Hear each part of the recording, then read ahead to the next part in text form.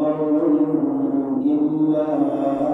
لديه رقيب عتيد.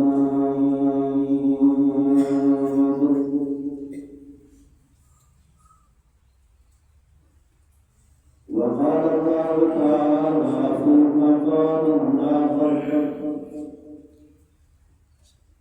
ولا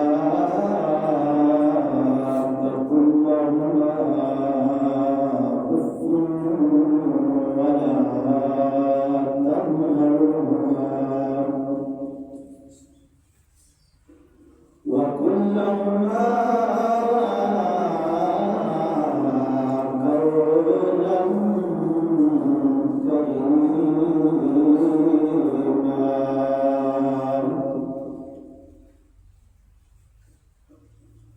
صدق الله العظيم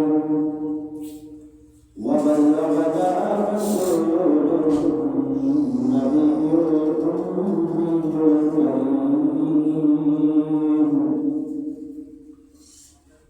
ونحن على ذلك لمن الشاهدين والشاكرين، والحمد لله رب العالمين.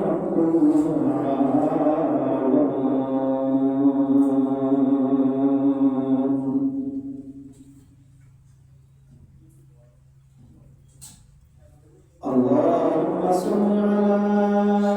سيدنا ومولانا محمد وعلى آله سيدنا ومولانا محمد وأصحابه سيدنا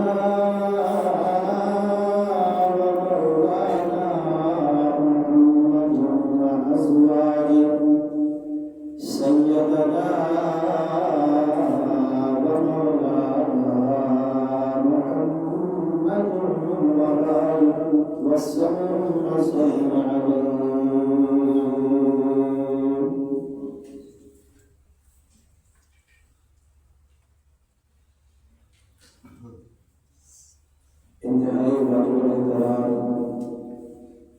بزرگوں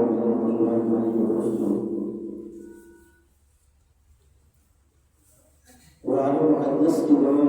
مختصر سی آیات مبارکہ آپ حضرات کے سامنے تلاوت فرمائی ہیں۔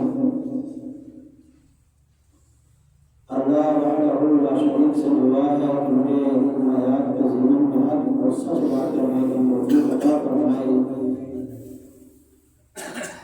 اور پھر مجھے اور آپ کو ان باتوں پر عمل پیرا ہونے کی توفیق عطا فرمائے۔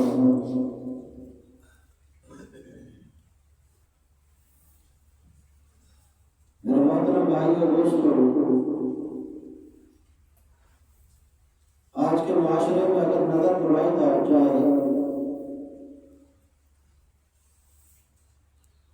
تو آج آپ کو اس معاشرے میں 100 میں سے 90% موت نمازی ملیں گے، اور 100 میں سے 80% لوگ ایسے ہیں جو قرآن کی تلاوت کرنے والے ہیں،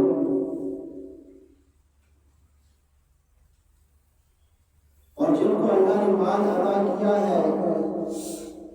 زکوٰۃ دینے والے بھی آپ کو ملیں گے، حج کرنے والے بھی آپ کو ملیں گے،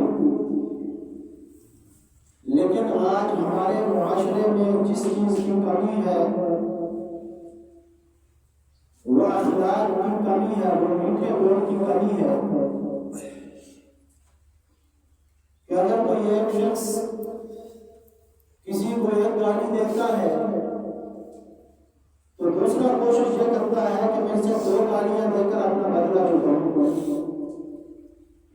کوئی کسی کو اگر پتھر مارتا ہے تو پتھر کا جواب پتھر سے دیا جاتا ہے، کوئی اگر کسی کو سخت بات کہہ دیتا ہے تو اس کے جواب اسی انداز میں دیا جاتا ہے۔ آج ہمارے معاشرے میں وہ نبی کریم صلی اللہ علیہ وسلم کے اخلاق کی کمی ہے کہ آپ علیہ الصلوۃ والسلام جب نماز کے اندر بہت زیادہ، عبادات کے اندر بہت زیادہ کوشش کرنے لگے اور آپ رات بھر کھڑے ہو کر اللہ کی عبادت میں مشغول ہونے لگے، تو اللہ تبارک و تعالیٰ نے منع فرما دیا کہ میرے نبی آپ اتنا نہ رات کو کھڑا ہوا کریں کہ آپ اپنی صحت کو ہی خراب کر ڈالیں۔ اور جب تبلیغ کی باری آئی تو امام الانبیاء نے حد الوسع کوشش کی کہ میں دین کی دعوت دوسروں تک پہنچا دوں، لیکن اللہ تبارک و تعالیٰ نے اپنے نبی کو منع کر دیا کہ میرے نبی اپنے آپ کو اتنا مت کھپاؤ کہ آپ اپنے حالت کو ہی خراب کر ڈالو۔ لیکن جب آپ علیہ الصلوۃ والسلام اخلاق کے میدان میں آگے بڑھتے ہیں تو اللہ تبارک و تعالیٰ نے منع نہیں فرمایا، بلکہ امام الانبیاء کو شاباش دی، وَإِنَّكَ لَعَلَىٰ خُلُقٍ عَظِيمٍ، کہ آپ اخلاق کے اعلیٰ درجے پر فائز ہیں۔ اور منع نہیں فرمایا بلکہ اللہ تبارک و تعالیٰ نے فرمایا کہ میرے نبی اس فیلڈ کے اندر آپ نے اور آگے بڑھنا ہے۔ تو آج ہمارے معاشرے میں اس چیز کی کمی ہے کہ ہم دوسرے کو برداشت نہیں کرتے، دوسرے کے لیے ہمارے دل کے اندر جگہ نہیں۔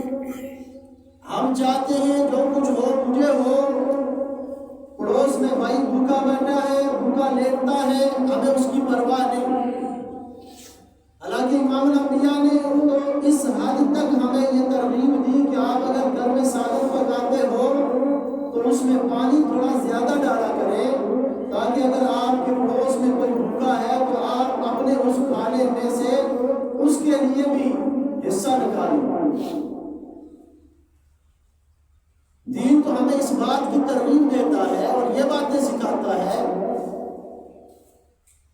اور پھر امام الانبیاء نے فرمایا کہ تم میں سے بہترین وہ ہے کہ جس کے اخلاق سب سے بہتر ہیں، جس کے اخلاق بہتر ہیں وہ امت محمدیہ میں سب سے اعلیٰ درجے پر فائز ہے۔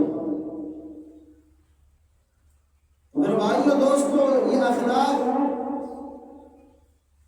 کو بنانے والی اور بگاڑنے والی ایک چیز ہے۔ اور امام الانبیاء حضرت محمد مصطفیٰ صلی اللہ تعالی علیہ وسلم کے پاس آپ کے ایک صحابی آتے ہیں، حضرت مغیرہ بن شعبہ رضی اللہ تعالی عنہ، اور آ کر عرض کرتے اللہ کے حبیب مجھے کوئی ایسی بات بتا دیجئے کہ میں اس پر عمل کر کے اخلاق کے اعلیٰ درجے پر پہنچ جاؤں۔ امام الانبیاء صلی اللہ تعالی علیہ وسلم نے جب اپنی بات کا آغاز کیا، حضرت مغیرہ فرماتے ہیں کہ میں نے بعد میں عمل تو بعد میں کرنا تھا، لیکن جب امام الانبیاء نے بات شروع کی، کرتے کرتے میرے دل کو ایسی ٹھنڈک پہنچی، میری روح کو ایسی ٹھنڈک پہنچی کہ میں عمل تو بعد میں کرتا، لیکن اس بات کی مٹھاس میرے دل میں اسی وقت محسوس ہونے لگی۔ امام الانبیاء نے فرمایا مغیرہ تو اخلاق کے اعلیٰ درجے پر اس وقت فائز ہوگا کہ جب تو یہ تین کام کرے۔ تو حضرت مغیرہ بن شعبہ رضی اللہ تعالی عنہ نے پوچھا اللہ کے حبیب وہ تین باتیں کون سی ہیں؟ تو اللہ کے حبیب نے فرمایا کہ مغیرہ جو تم سے تعلق توڑے، قطع نہیں کرے، جو تم سے تعلق توڑے تم اس سے تعلق بنا، جو تجھ کو نہ دے تو اس کو عطا کر، جو تجھ کو محروم رکھے تو اسے عطا کر، تو تو اخلاق کے اعلیٰ درجے پر فائز ہو جائے گا۔ آج ہمارے معاشرے میں دیکھا جاتا ہے کہ ہمارے کوئی تعلق والا، کوئی رشتہ دار اگر ہمیں کوئی بات کہہ دیتا ہے تو ہم اس سے فوراً تعلق توڑ دیتے ہیں، یا ہمارا کوئی دوست ہے، ہمارے معاشرے میں رہنے والا ہمارا کوئی بھائی ہے، اگر وہ ہمیں کوئی بات کہہ دیتا ہے تو ہم فوراً اس کے ساتھ قطع تعلق ہی کر دیتے ہیں۔ حالانکہ ایسا نہیں کرنا چاہیے۔ آپ صلی اللہ تعالی علیہ وسلم نے رشتوں کو جوڑنے کا حکم دیا، آپ آپ نے تعلقات کو بڑھانے کا حکم دیا کہ جو آپ سے تعلقات کو توڑنا چاہے آپ اسے اس کے ساتھ تعلقات جوڑنے کی کوشش کریں، اور فرمایا کہ جو یہ 3 کام کر کے میرے پاس آئے گا میں اس کو جنت کی ضمانت دیتا ہوں۔ اور اس کی بڑی وجہ آج ہم اپنے آپ کو بہت ساری جگہوں سے بچا سکتے ہیں، لیکن یہ زبان کا بولنا ہمیں یا تو جنت کی طرف لے کے جا رہا ہے یا جہنم کی طرف لے کے جا رہا ہے۔ ہم بولتے ہوئے نہیں سوچتے کہ ہم اس زبان سے جو بول رہے ہیں آیا وہ ہماری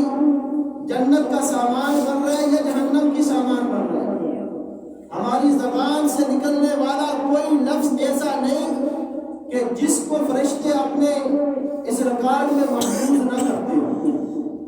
آج بات کو سمجھنی آسان ہے کہ آپ کے پاس یہ موبائل آ گیا اور آپ ہر بات کو محفوظ کر سکتے ہیں۔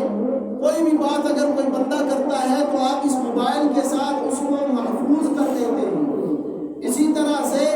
اللہ تبارک و تعالیٰ نے ہمارے ساتھ 2 فرشتوں کو ان کو ڈیوٹی پہ مامور کر دیا، کرامن کاتبین،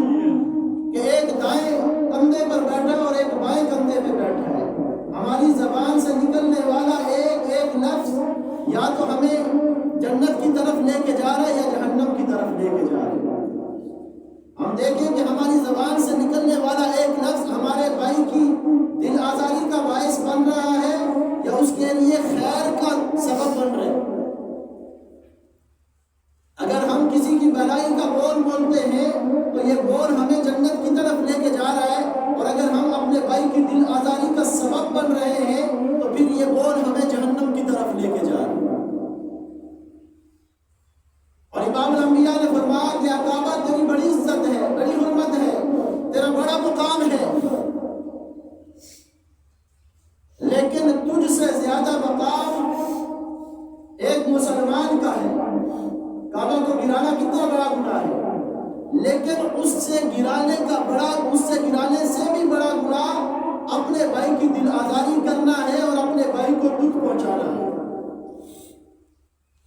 یہ ہم آج اپنی زبانوں سے کرتے ہیں کہ ہم اپنے بھائی کے لیے ایسا بول دیتے ہیں کہ پھر ساری زندگی وہ بھائی ہمارا اسی بول کی وجہ سے اپنے دل کے اندر ہی وہ ختم ہو جا رہا ہوتا ہے۔ میرے بھائیو دوستو، اس زبان کے بول کو ٹھیک کرنے کی ضرورت ہے۔ اللہ تبارک و تعالیٰ نے قرآن حکیم کی جو تلاوت میں نے کی آپ حضرات کے سامنے، اس میں اللہ تبارک و تعالیٰ فرماتے ہیں وَمَا أَعُوذُ بِاللَّهِ مِنَ الشَّيْطَانِ الرَّجِيمِ بِسْمِ اللَّهِ الرَّحْمَنِ الرَّحِيمِ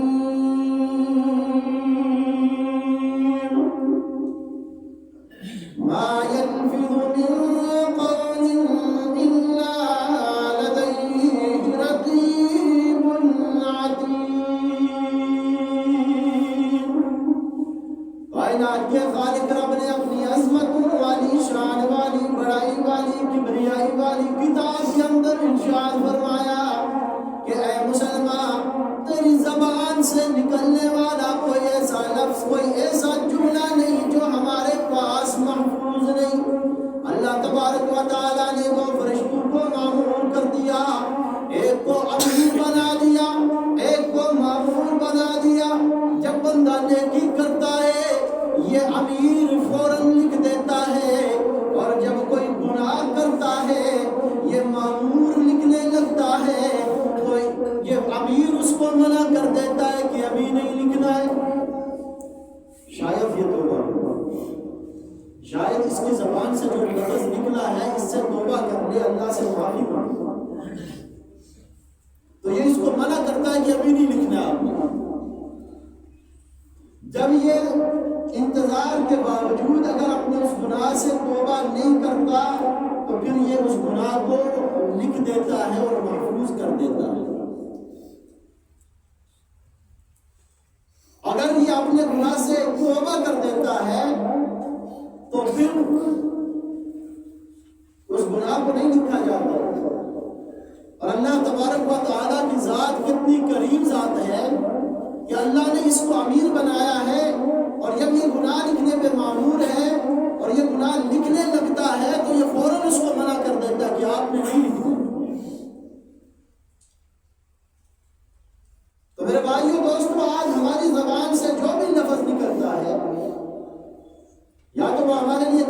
سامان بن رہا ہے یا جہنم کا سامان بن رہا ہے۔ آج ہمارے معاشرے میں جو ہمارا بول، ہماری زبان سے لفظ نکلتا ہے، وہ ہمارے بھائی کو توڑ کر رکھ دیتا ہے۔ اور اگر آپ تاریخ کی کتابیں اٹھا کر دیکھیں، صحابہ کرام کے قصے پڑھیں،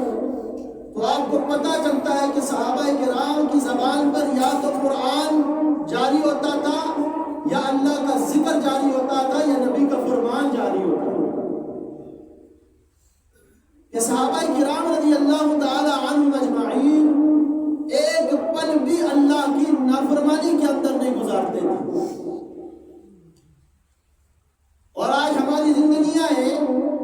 کہ ساری کی ساری زندگی لاپرواہی کے اندر، کوتاہی کے اندر، گناہوں کے اندر،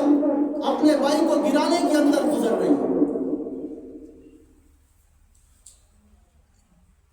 وہ ایک بوڑھی عورت کا قصہ تاریخ کی کتابوں میں ملتا ہے کہ اگر کوئی اس بندہ اس کے ساتھ بات کرتا ہے تو وہ آگے سے قرآن کی آیت پڑھ کر اس کو جواب دیتی ہے۔ ایک مرتبہ وہ حج کے لیے چلی گئی، وہاں پر ابن مبارک رحمت اللہ علیہ کی ملاقات ہوئی اس سے، تو انہوں نے اس سے سلام اور کلام کرنے کے بعد بات چیت شروع کی، تو جو بات بھی پوچھتے وہ عورت آگے قرآن کی آیت پڑھ کر جواب دیتی۔ ساتھ بیٹا تھا، پوچھا کہ میں اس سے جو بھی بات کرتا ہوں یہ آگے رب کا قرآن پڑھ کے جواب دیتی ہے، تو انہوں نے کہا یہ عمل آج کا نہیں ہے بلکہ 40 برس ہو گئے میری اماں کو کہ جب بھی وہ بات کرتی ہیں تو قرآن پڑھ کر جواب دیتی ہے۔ تو میرے بھائیو دوستو، آج ہماری اپنی زندگی کے اندر محاسبہ کرنے کی ضرورت ہے کہ آیا ہم اپنی زندگی کس طرح کی گزار رہے ہیں۔ ہماری زبان سے لغویات دن پورا، یا آج کا نوجوان دن پورا بیٹھ کر اگر لغویات کے اندر اس کو موقع دے دیا جائے کہ آپ نے آج دن پورا بیٹھ کے باتیں کرنی ہے، تو ساری دن بھر وہ غلط باتوں کے اندر اور لغویات کے اندر گزار دیں گے۔ اور اگر آپ ان کو کہیں کہ بھائی آج آپ نے بیٹھ کر اللہ کا ذکر کرنا ہے، اللہ کا قرآن پڑھنا ہے، تو آدھے گھنٹے سے اوپر کوئی بھی نہیں بیٹھ سکتے۔ ہم اپنا محاسبہ کرتے ہیں، دیکھنے کی بات ہے کہ جمعے کے لیے آتے ہیں ہم، اگر امام صاحب 2 منٹ اوپر کرتے ہیں تو ہم فوراً گھڑی کی طرف نگاہیں اٹھا کر دیکھنے لگتے ہیں کہ بھائی 2 منٹ اوپر ہو گئے۔ اور اگر کہیں کھیل کا میدان سجا ہوا ہو تو وہاں پر رات بھر ہم جاگتے رہتے ہیں، لیکن ہمیں گھڑی کی طرف دیکھنے کی زحمت بھی نہیں کرتے کہ ٹائم کیا ہو گیا، تو یہ پتہ چلنا کہ صبح میں آزان ہو گئی، تو پھر والی بار میں پڑھنے میں ختم ہوتا نہیں۔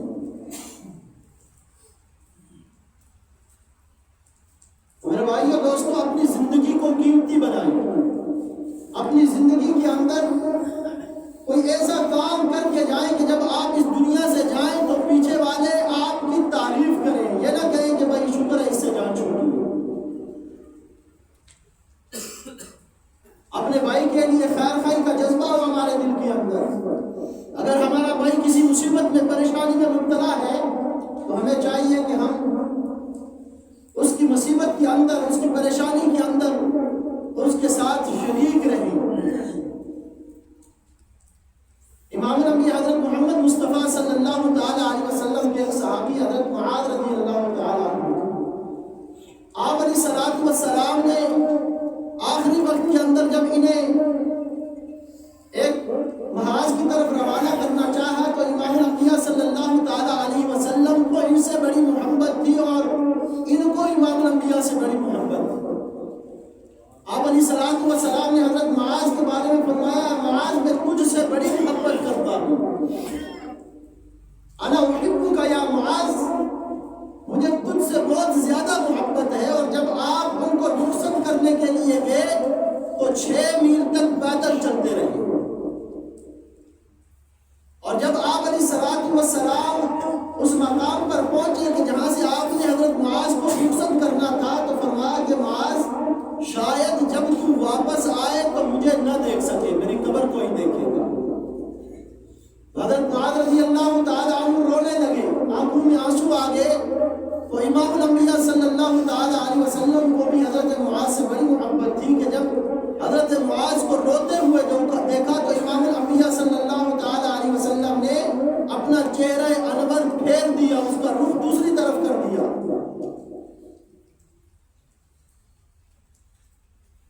اور اپنے آپ کو،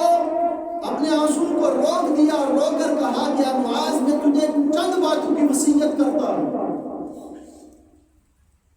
کہ اے معاذ، میری یہ چند نصائح ہیں تمہارے لیے، اگر تم ان باتوں کے اوپر عمل کرے گا تو جنت میں میرا ساتھی بن جائے گا۔ اور میں اللہ کے رسول فرمائیے وہ کون سی باتیں ہیں؟ تو امام الانبیاء نے فرمایا کہ معاذ، جو تجھ سے قطع تعلق ہی کرے تو اس کے ساتھ تعلق جوڑنے کی سوچ، اور جو تجھے نہ دے تجھے اسے دینے کی سوچ، اور جو تجھے محروم کرے تو اسے عطا کر۔ یہ چند باتیں امام الانبیاء نے حضرت معاذ کو کہی کہ معاذ، اگر تو یہ چند باتیں کر کے میرے پاس آئے گا تو معاذ تو اور میں جنت میں اس طرح سے اکٹھے ہوں گے۔ ہم دیکھیں کہ ہم اپنے معاشرے میں کون سی خیر کی بات کر رہے ہیں۔ ہمارا کوئی بھائی کسی وجہ سے پریشان ہوتا ہے، اگر ہمیں اس کی معاملت کے لیے کہا جاتا ہے تو ہم کوسوں دور بھاگتے ہیں۔ وہ صحابہ کرام کی زندگی کو پڑھ کر دیکھیں کہ صحابہ کرام رضی اللہ تعالیٰ عنہم اجمعین میں سے جب کوئی پریشان حال ہوتا، کسی پریشانی میں مبتلا ہوتا تو سارے صحابہ پریشان ہو جاتے۔ اور امام الانبیاء نے تو یہ فرمایا کہ مسلمان ایک جسم کی مانند ہے کہ اگر جسم کے ایک حصے پر تکلیف پہنچتی ہے تو پورا جسم درد محسوس کرتا ہے۔ اسی طرح سے مسلمان آپس میں ہے کہ اگر کسی ایک مسلمان بھائی کو تکلیف پہنچتی ہے تو سارے مسلمانوں کو تکلیف پہنچتی ہے۔ آج ہم اپنے معاشرے میں نظر دوڑا کر دیکھیں کہ ہمارے معاشرے میں ایسا طبقہ بھی رہتا ہے کہ جن کو 2 وقت کا کھانا میسر نہیں، اور جن کی زندگی ایسی مشقت کے اندر، پریشانی کے اندر گزر رہی ہے کہ اس کا میں اور آپ اندازہ نہیں لگا سکتے۔ میں اور آپ ان کے لیے کیا کر رہے ہیں؟ کیا کبھی ہم نے یہ سوچا ہے کہ اللہ نے جو مجھے مال عطا کیا ہے، ہم اس مال کے اوپر بڑا فخر کرتے ہیں کہ میں بڑے بنگلے والا ہوں، میں بڑی گاڑی والا ہوں، میرا بڑا دنیا کے اندر ٹیکا ہے، اور جب دنیا کے اندر میں جاتا ہوں، چلتا ہوں تو 2 گاڑیاں آگے ہوتی ہیں، 2 پیچھے ہوتی ہیں، لیکن یہ نہیں پتا کہ میرے پڑوس کے اندر جو میرا بھائی رہتا ہے، اگر اس کی رات مشقت کے اندر، تکلیف کے اندر گزری ہے تو میرے بھائی اور دوستوں، رب کے نورانی فرشتے بھی اس پر لعنت بھیجتے ہیں۔ اور رب تعالیٰ نے جو مال و دولت آپ کو اور مجھے عطا کیا، یہ مال و دولت اللہ نے عطا کر کے آپ کو اور مجھ کو آزمائش کے اندر ڈال دیا۔ اور اگر کسی سے مال و دولت چھینا ہے تو اللہ تبارک و تعالیٰ اس مال کے چھیننے کے اندر ایک تو اس آدمی کی اس کی آزمائش کر رہے ہیں، اور دوسرا میری اور آپ کی آزمائش کر رہے ہیں کہ آیا میں اور آپ، جو اللہ نے مجھے اور آپ کو مال عطا کیا ہے، ہم خیر کے راستے پر اس کو لگا رہے ہیں یا شر کے راستے پر لگا رہے ہیں؟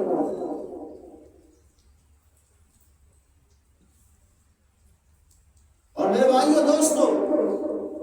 اس زبان کے ذریعے سے امام الانبیاء نے فرمایا کہ اگر اس زبان کی آپ نے حفاظت کر دی تو گویا کہ آپ نے اپنی حفاظت کر دی جہنم کے انگاروں سے۔ یہ زبان، اس کو سوچ سمجھ کر استعمال کریں۔ اگر یہ زبان ہماری اس سے خیر نہیں نکلتی، امام الانبیاء نے فرمایا اگر آپ اچھا نہیں بول سکتے تو خاموش رہا کریں۔ تو ہم دیکھتے ہیں کہ ہم اپنے معاشرے کے اندر اگر خیر کا بول نہیں بول سکتے، اپنے بھائی کے لیے اس زبان سے اس کو تکلیف نہیں پہنچا سکتے، خیر کی بات اس کے ساتھ نہیں کر سکتے، تو ہمیں شر بھی نہیں کرنا چاہیے، اس کے دل کو بھی نہیں توڑنا چاہیے۔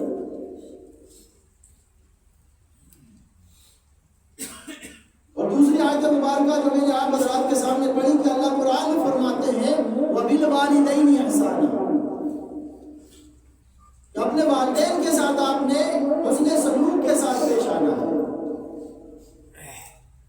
اور اسی زبان کے ذریعے سے جب ہم اپنے والدین کو سخت الفاظ کہہ دیتے ہیں تو پھر وہ والدین کا دل دکھ جاتا ہے، اور جب والدین کا دل دکھ جاتا ہے تو پھر میری نماز، میرا قرآن کی تلاوت کرنا، میرا حج کرنا اور اللہ کے راستے میں ڈھیروں مال خرچ کرنا، یہ میرے اور آپ کے کسی کام کا نہیں ہے۔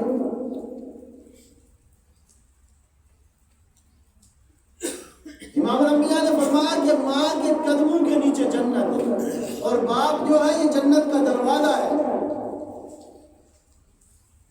اور جس نے اپنے والدین کو راضی کیا اس نے رب کو راضی کیا، اور جس نے اپنے والدین کو ناراض کیا گویا اس نے رب کو ناراض کر دیا۔ امام الانبیاء سے پوچھا گیا اللہ کے رسول قیامت کب آئے گی؟ امام الانبیاء نے فرمایا اللہ کو پتا۔ کہا یا رسول اللہ اس کی کوئی نشانی تو بتا دے۔ اللہ تبارک و تعالیٰ کے حبیب صلی اللہ تعالیٰ علیہ وسلم نے فرمایا کہ جب لڑکی بھی اپنی ماں کے کو سخت الفاظ کہے سمجھنا کہ قیامت قریب ہے۔ لڑکے تو ویسے بھی ان کی زبان کے اندر سختی ہوتی ہے، اور عورت کے اندر اللہ تبارک و تعالیٰ نے ایک نرمی رکھی ہے۔ اگر یہ عورت بھی اپنی ماں کے سامنے سخت الفاظ کہتی ہے تو امام الانبیاء نے فرمایا جب یہ عورت اپنے ماں باپ کی نافرمان بن جائے تو سمجھنا کہ قیامت قریب ہے۔ اور آج آپ نظر دوڑا کر دیکھیں اپنے معاشرے کے اندر کہ آج کی عورت بھی اپنے والدین کی، آج کی لڑکی بھی اپنے والدین کی نافرمان ہے، اور لڑکے بھی اپنے والدین کے نافرمان ہیں۔ والد بیمار ہے گھر کے اندر پڑا ہوا ہے، ماں بیمار ہے گھر کے اندر پڑی ہوئی ہے، حضرت صاحب جا رہے ہیں جماعت کے اندر 3 دن لگانے کے لیے، حضرت صاحب جا رہے ہیں جہاد کرنے کے لیے، اور رب تعالیٰ نے تو تیری جنت تیرے گھر کے اندر رکھی ہے، تو ان کی خدمت کر کے جنت حاصل کر سکتا ہے۔ وہ امام الانبیاء کے دور کے اندر جب ایک صحابی امام الانبیاء کے پاس تشریف لایا اور آ کر کہنے لگا اللہ کے رسول آپ جہاد کی طرف جا رہے ہیں، جہاد کرنے کے لیے جا رہے ہیں، میں بھی آپ کے ساتھ جاؤں گا۔ امام الانبیاء نے فرمایا کیا تیرے والدین زندہ ہیں؟ کہا والد صاحب فوت ہو گئے، ماں زندہ ہے۔ تو امام الانبیاء نے فرمایا جاؤ جا کر اپنی ماں کی خدمت کرو، تو اپنی ماں کی خدمت کرے گا اللہ تجھے جنت کا وارث بنا دے گا۔ اگر والدین گھر کے اندر بیمار پڑے ہوئے ہیں تو میں اور آپ اگر تبلیغ کے اندر جاتے ہیں تو یہ تبلیغ کے اندر جانا میرا اور آپ کا یہ درست نہیں ہے، بلکہ آپ کی اور میری ذمہ داری بنتی ہے کہ جب ہم چھوٹے تھے، ہمارے ہاتھوں میں طاقت نہیں تھی، پاؤں میں قوت نہیں تھی، ہم چل نہیں سکتے تھے، بول نہیں سکتے تھے، والدین نے ہمیں اٹھایا، ہمیں پالا اور اتنا بڑا کیا۔ آج والدین اگر وہ چارپائی کے اوپر پڑے ہوئے ہیں، چارپائی کے اوپر پڑے ہوئے ہیں، ان کی طاقت ختم ہو چکی ہے، تو میرا اور آپ کا فرض بنتا ہے کہ ہم بھی اپنے والدین کی دیکھ بھال کریں۔ یہ جب تک والدین کا سایہ سر پر ہوتا ہے اس وقت تک انسان کو ان کی قدر نہیں ہوتی۔ جب یہ سایہ اٹھ جاتا ہے تو پھر پتہ لگتا ہے کہ والدین کتنی بڑی نعمت ہے۔ آج پوچھے نا ان لوگوں سے کہ جن کے والدین نہیں ہیں۔ آج ایک شخص میرے پاس آیا، آ کر کہنے لگا اللہ نے بہت مال عطا فرمایا، گاڑیاں ہیں، بنگلے ہیں، سب کچھ ہے۔ میں نے کہا کسی چیز کی خواہش بھی ہے آپ کے دل کے اندر؟ بوڑھا آدمی تھا، بال سفید تھے۔ میں نے کہا آپ کے دل کے اندر کوئی خواہش بھی ہے، کوئی تمنا بھی ہے؟ کہا والدین نے ہمارے لیے بڑی مشقت کی، بڑی تکلیفیں کاٹی، آج میرا دل یہ کرتا ہے کہ کاش میرے ماں باپ زندہ ہوتے اور میری ان بہاروں کو دیکھ لیتے اپنی آنکھوں سے۔ بس یہی تمنا اور خواہش لیے انسان اپنے دل کے اندر یہ سوچتا رہتا ہے کاش یہ وقت واپس آ جائے، لیکن یہ وقت واپس نہیں آتا جب ہاتھ سے نکل جاتا ہے۔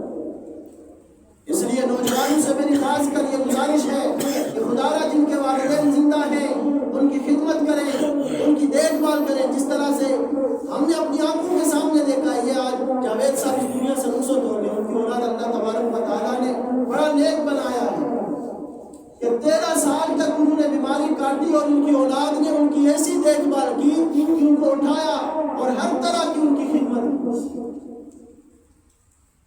ایک تو ہم ان کے لیے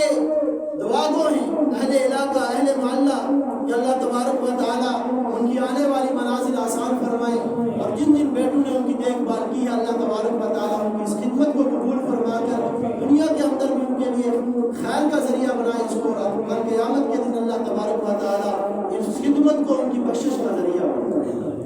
اور اللہ تبارک و تعالیٰ سے دعا ہے کہ اللہ تعالیٰ انہیں یہ عظیم صدمہ برداشت کرنے کی توفیق اور ہمت نصیب فرمائے۔